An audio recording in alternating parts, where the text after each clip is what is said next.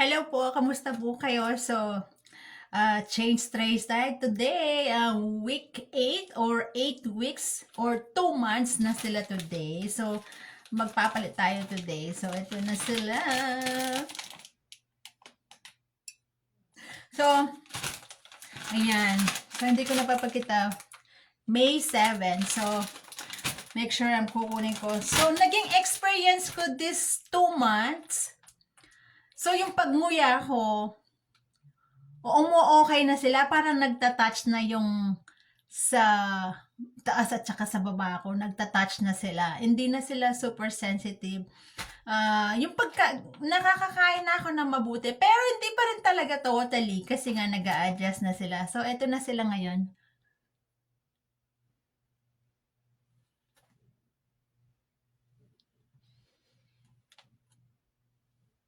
So, parang may remembrance ako. So, close up natin mabuti. So, like I said, yun nga naging experience ko. Nakakanguya na ako na mabuti. Pero hindi pa rin totally. Ano kaya yun, no? So, like I said, magpapalit tayo today. So, eto na siya. Aalisin ko muna dito kasi nga naka-timer ta. Babanlawan muna natin sila. So, eto na sila. Tapos, magbabanlawan muna natin sila.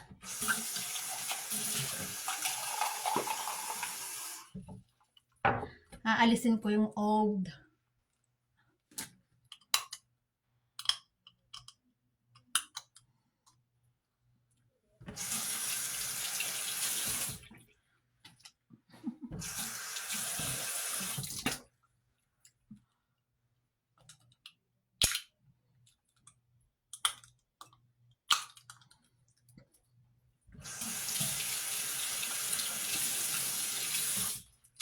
So, ito na yung mga old.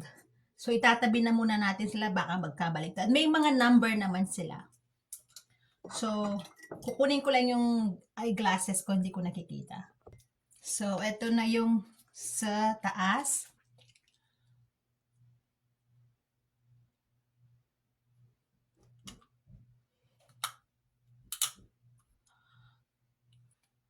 So, every time nagpapalit talaga, medyo mahigpit sila kasi nga bago. Tapos yung sa baba, parang nag-iiba yung shape. Hindi ko alam.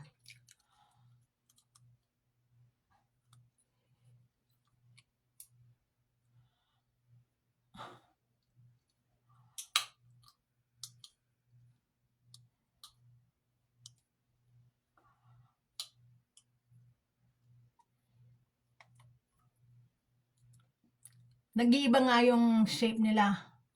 Sumasakit ngayon. Mahigpit.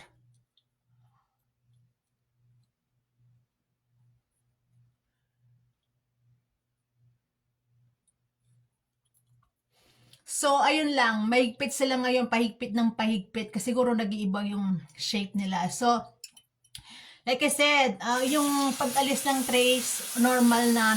Okay na talaga sila. Yung, gano'n lang talaga. Yung, ano bang tawag dito? Yung pagnguya, hindi pa rin talaga totally okay. Pero, okay na sila. Pero, meron pa rin talaga sila.